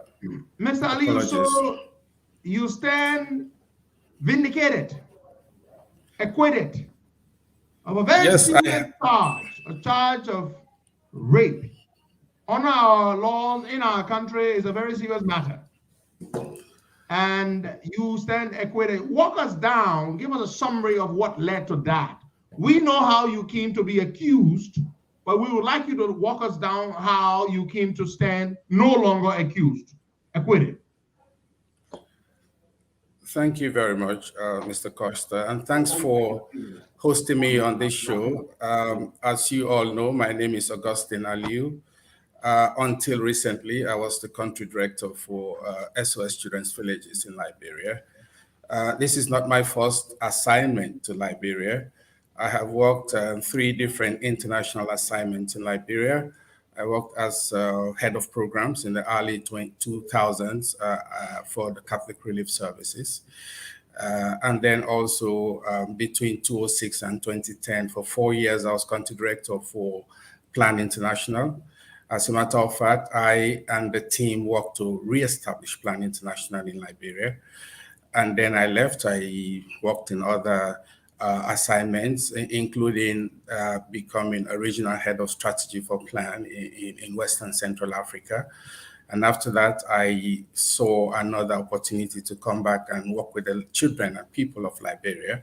So I accepted the position to come to Liberia as the country director for SOS Children's Villages as of July 2017 to 2022. So that's like 5 years almost.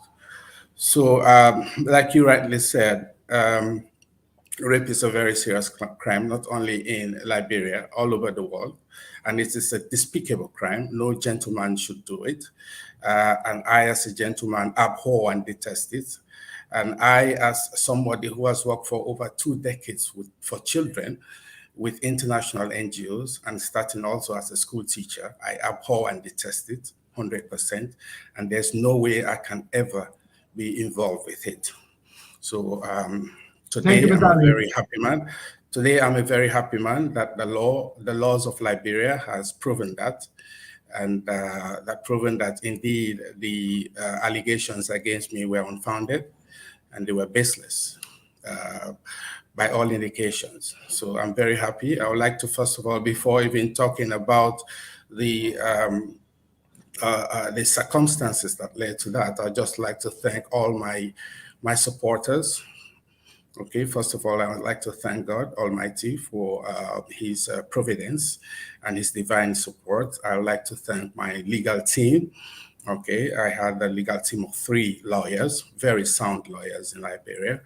I would also like to thank all my colleagues and supporters who were there morally for me, you know, lots of them, particularly those who have passed through my hands when I was country director in Liberia, or who have passed through my hands when I was supporting partners, or even children who who are now adults who I supported when they were children, in Liberia.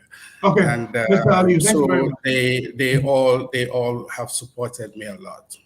Thank you. All right, I have a number of questions for you, and kindly be brief as possible in your responses. Number one, you how long exactly? How long did you serve for in Liberia in total as country director? For SOS is 5 years less 4 months. Good. For Now, Plan during that International period, is 5 years. good. I mean 4 years. Sorry. Very good. This is my follow-up question. During that period, were you at any time accused of rape? Other than this particular accusation or allegation, were you accused prior to this one? I have never ever been accused of rape. Not only in Liberia, I am an international staff. I've worked in every I was country. about to ask that. That's what I said. I've never been accused of rape anywhere in the world. Thank you. I have worked here, I've worked in Sierra Leone, I have worked at the regional office in Senegal, where I supported 13 countries in Western Central Africa. I've been to all of those countries. I've Very never good. been accused My of rape. next question, Mr. Liu, is that in these countries where you've worked over the last 20 years, you've worked with children, girls and boys alike. And this was the first time in 2 decades that you were accused of rape. That's good. That's a good point. That's why I wanted to ask. Now, Mr. Liu, so time is not on our side this morning, but I'm going to ask you, walk us down how you came to be, what happened, what are the processes that occurred that ultimately led to your being vindicated as you now have been? Well, it was a very long, gruesome process, a process that really inflicted a lot of stress and trauma upon me, because I know I was wrongfully accused, as well as how my lawyers knew I was wrongfully accused. But on the 12th of April, I was informed that a child has mentioned that I have raped her, a 16-year-old girl. And this girl, actually, I know, is living with her parents in one of the communities in Monrovia, and not in the children's village, as was posted. So that's one of the fallacies. Just to make it look that bad, I have abused a child who was living in the SOS Children's Village. Of course, even if the child lives anywhere in the world, it's wrong to abuse a child. But I just want to see how the perpetrators, how the conspirators had to go to the hog's length to ensure that they misinformed the public just to tarnish my image. Okay, so I was informed that one Seme Cole had worked with SOS Children's Villages, specifically another fellow called Prosper Dion, and they have teamed up to inform the Women and Children's Division of the Liberian National Police that I have raped a 16-year-old girl, and that I was needed at the police for questioning. First of all, they came to my house to arrest me. They actually came to arrest me and take me to molest me, but unfortunately, I was not around. And when I came back, the neighbors told me that they saw police people come to my house with one had a pistol on his side. So I called the office. I said, "What's going on?" And someone in the office said, "Yes, the police and the Ministry of Gender came to the office to arrest you. But Mr. Prosper Dion asked your driver, your former driver, Moses Bala, to go to your house and arrest you. But unfortunately, they didn't meet me." So when I heard this, I called the Ministry of Gender. I called the Gender Ministry. I said, "What's going on?" They said, "Yes, Mr. Aliu, you've been accused of rape, and so you have to go through the legal process." I said, "Fine, but it doesn't mean you have to send someone to me to come and arrest me. Can you inform the police that I will be there tomorrow morning, since it's late now? I will be there tomorrow morning and hand myself in for questioning and to collaborate fully with the rest of the process." So I was there the next morning with my lawyers, 2 of my 3 lawyers, and the process started. And it was a very long process. They went through, I think most of what they were trying to do was to put me and the girls together.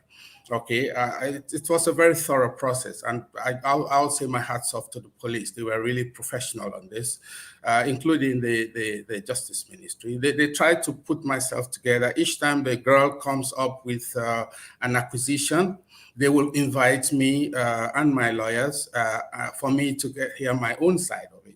So I think the first side was that I took the girl to Ala Lagoon, a hotel, where we met on her birthday, and then later on it changed to my house, and I was sitting one time at home when I got a visit by the police, 2 police officers, a sheriff from the county office, and my lawyer with a search warrant to come and check my house to see whether the description of my house by the victim matched what was the description, what my actual house was. Hold on, sir.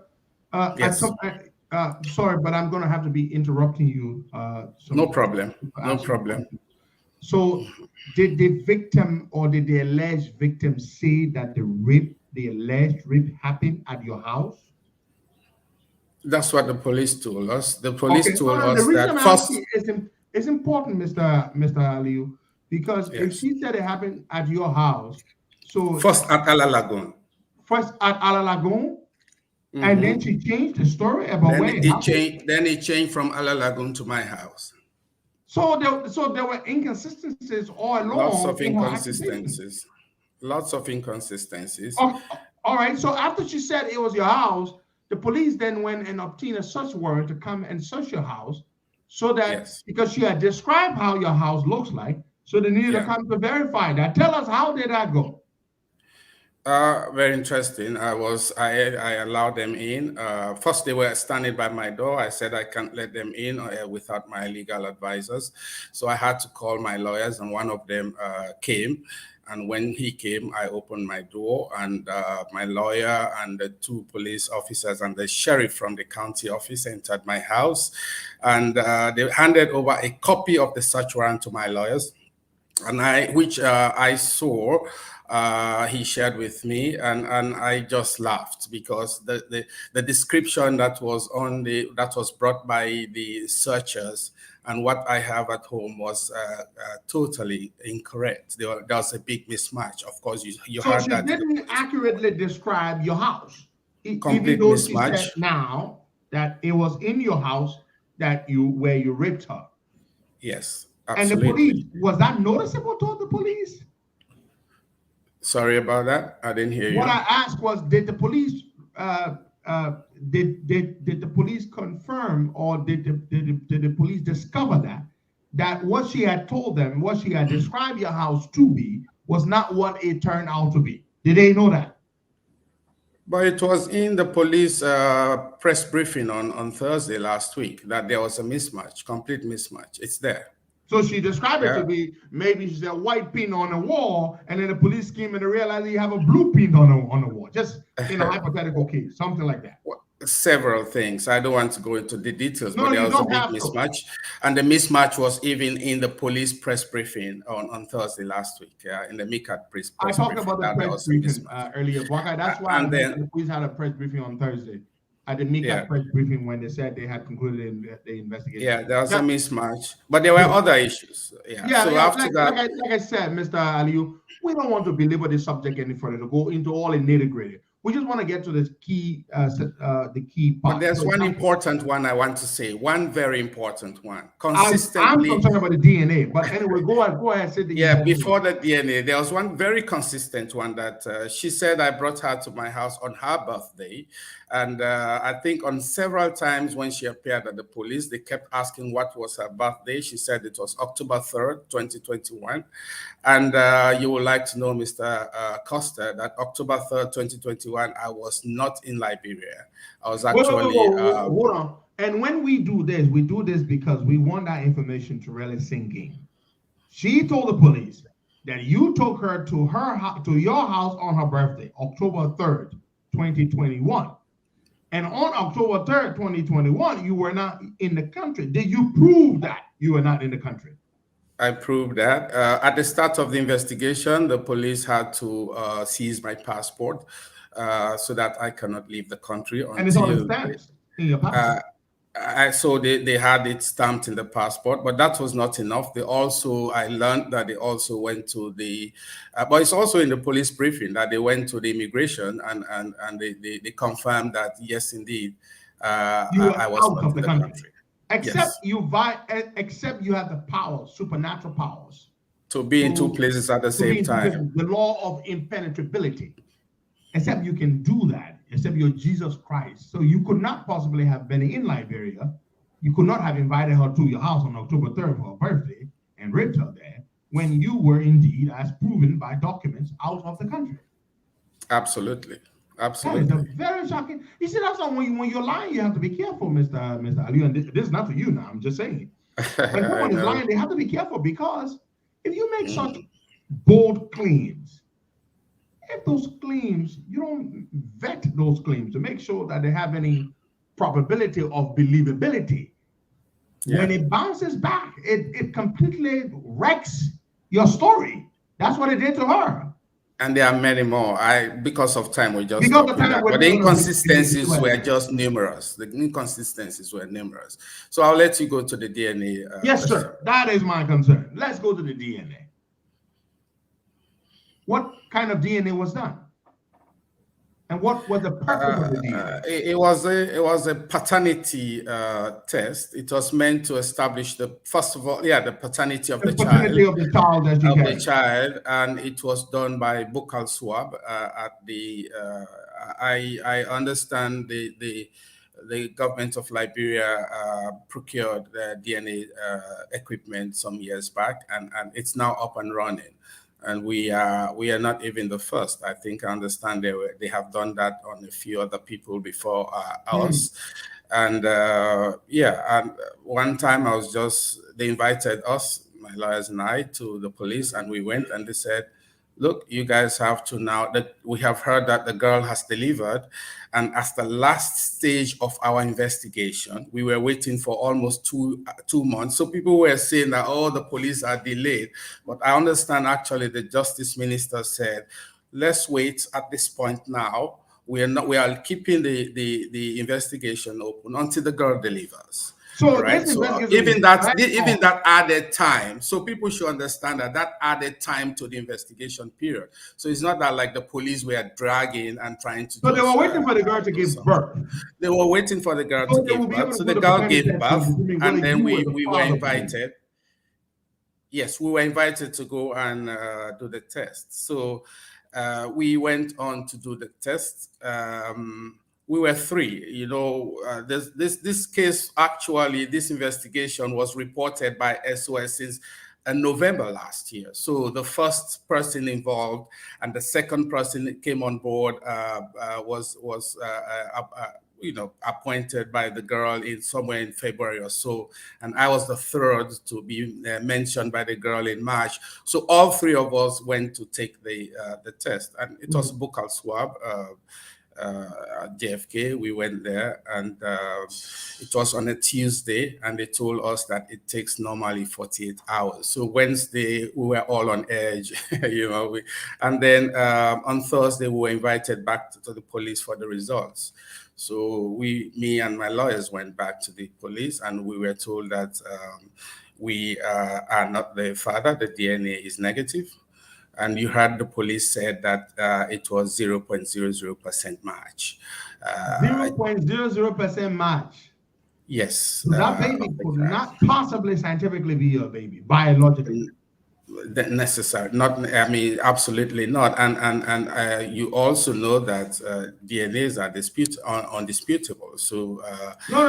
It's all science. Science is science. Technology is heavily used in courts. Yes. All over the world today. I mean, people's opinion can be disputed, but not a DNA test result. No, not absolutely. Especially a test result.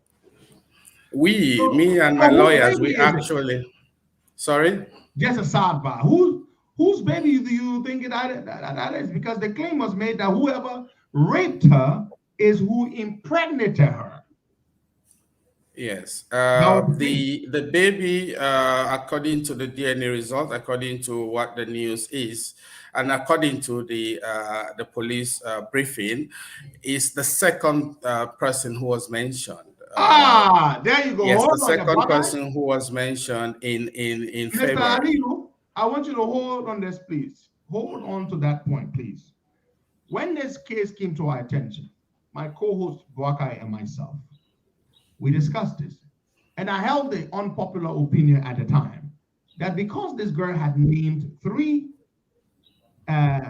supposed rapists, I didn't believe her story. That any of the 3 could be, but no one could be certain who in particular it was until the case was adjudicated. I said that. Boakai, did I not say that? You see what the DNA found out? That it was the second guy that she accused. He's the father of the baby. So you see, when somebody is inconsistent in their allegation or their claims, it's a red flag. It's a cause for concern. So had they not done the DNA, had they not thoroughly investigated, they dragged this matter on, embarrassed this man, and all that kind of stuff. Yeah, you have a situation where the DNA say the baby and the man baby that the second person she accused. So she knew her rapist or the person she was involved with sexually, but she maliciously and diabolically cooked up a story, or someone cooked up a story for her, fed it to her to drag you into this in order to besmirch your good name. This is wickedness. And for that, this girl to be prosecuted. I don't care whether she's a young That's child. left with the Liberian legal system. It's not for me to say. No, I'm a Liberian. I'm saying that. And they know me, I speak my views on issues. She should be prosecuted. If somebody tells us a diabolical lie on somebody and it's proven that it's a lie meant to destroy that person's reputation and their career, they should be prosecuted for that. If you did that in America, you will go to jail for that. But anyway, continue, Mr. Aliyu. Yeah, no, like I said, we did the DNA and it proved that there was a 0.00% match between my DNA and the DNA of the child. So we were informed by the police 48 hours after the test took place, and so that was good news. And after that, my lawyers now started asking the police to return my passport to me because there was no way I was the child of the. I was the father of the child. That's one. But secondly, for 4 months they could not also put the girl and I together anywhere, and therefore, not only that I was not the father, but there was no probable cause that contact occurred and sex occurred at all. That was the next question I was about to ask you. Were they able to place you and the girl at a particular location at any point in time? Because in order for sexual intercourse to happen, in order for rape to occur, it cannot occur via telephone. It cannot occur via any other remote means. You have to physically be in the same spot, physically, intimately touching one another for sex to occur. So were they able to pinpoint anywhere at any time where you and this young lady met? Not to our knowledge, and I'm sure if it had occurred, it was going to be in the report. But we know that, for instance, the acquisition of Ala Lagoon, I have never been to Ala Lagoon Hotel anytime on all of my life in Liberia. And so I'm sure that the records there showed that we never went there. At my house, obviously, the description was not only a mismatch, but the date she said she came to my house, I was not in Liberia. And there were other instances. For instance, she told them that I used to take her on a shopping spree to a place called Exclusive Supermarket. And that's a supermarket, that's not my style of supermarket. So I told the police put it to me that, where do you normally shop on weekends? So I told them where I shop. I didn't even know that it was an issue like this. So I told them where I shop normally. So the police didn't tell you why they were asking where you shop. Because she had told them you used to take her to Exclusive Supermarket. Exclusive Supermarket. So the police, that's good police work. So they were asking, yes. oh, Mr. They were really professional. People were just tearing them down, but they were where do you shop? They were not going to tell you, oh, we want to know where you shop because the girl told us that you and her go to shop. So they asked you without telling you why they were asking you. And so when where do you shop? At some place else, I'm pretty sure they went and checked it out. Yeah, I was shocked. So I said, I shop at A, B, C areas. And they said, no, we want to put it to you that you also shop at Exclusive. I said, where is Exclusive, by the way? I don't even know where Exclusive is. Exclusive are in Cinco. I said, okay, but I have never been there. For me, I have places that where I pick up most of what I need. If not all of what I need, and it's not many. So I'm a consistent person. So that also was another area where they could not place. So everything they said fell apart. Absolutely everything she said, or she was asked to say. I mean, let's don't forget. Now that's what we're hearing, and we're not going to go into that because we don't have time, but we don't have interest. I know. We're hearing that somebody put her up to it. And I think the law should really go after not only the girl, or not even the girl, she's a minor, but people who do things like this for their selfish desires need to be brought to books by the law. I think it's very important to know this, so that it serves as a deterrent. It serves as a deterrent. You cannot use children. You are working for children, and then you use a child, wrongfully. To bring down someone else. It's absolutely incorrect. I've worked for children's organizations, some of the biggest child organizations in the world. This is absolutely wrong. I want to condemn it. Whoever did it is really our time bad. is up. It's been up ever since. Normally we leave here at 12, but because you came late, that's why we extended it by 15 minutes. So now we have to go. We must really go. I'm going to give you a minute to close up. Thank you so much. First of all, I want to appreciate your time. At the start, there was a very bad information there, and then you came in and rebut it 4 months ago. That changed some of the perception. Today, again, you have given me a forum for this. I really appreciate, and I wish that God will bless you and your endeavors and your station also. I've never met you. I don't know you personally, but I hear a lot about the good things. I hear a lot of good things that you do. So thanks a lot. I want to thank God Almighty, like I said at the start, for being there for us. Me and my family, we've gone through a lot, but today we are happy that it's all over. Also, my legal team, Councillor Benedict Sano, Councillor Lamin Bagoel, Councillor Sienna Dixon. I want to say thanks to you. And also thanks to all my supporters, my colleagues who were there for me. And also, I just want to say that sometimes we don't trust in the systems, but I think that I'm a living proof that the system worked very well. I saw really great professionalism in the works of the police, in the works of the justice system, and the justice minister, who is a very thorough, experienced person. So I want to thank all of you and wish all of us well. Mr. Aliyu, thank you very much, and we are glad that you have justice. God loves justice. And indeed, it's wrong. In fact, the Bible says, "Thou shalt not bear false witness." It is one of the 10 commandments. Yes. A wicked thing to do. God detests it and abhors it. So and thou shalt not covet their neighbor's goods. Now you don't go do things just you want somebody's job. Yeah, you don't do you that. Destroy somebody because you want a job. You want their job. I think it's wrong. It's wrong. It's evil. Thank you so much. Yes. And I wish you the best and in your future endeavors. Thank you, Mr. Costa. Have a nice day. You too. Well, folks, there you have it. We were right again. When we looked at the facts, they seemed very, very riddled with the circumstances of the case. They were riddled with inconsistencies, malicious inconsistencies, diabolical inconsistencies. This whole thing was conjured up. It was a figment of a malicious mind, hell-bent on besmirching a good man's reputation just so he could land his job. Here we have the facts have been produced. Mr. Augustine Aliu is an innocent man. Everything the girl said turned out to be a lie.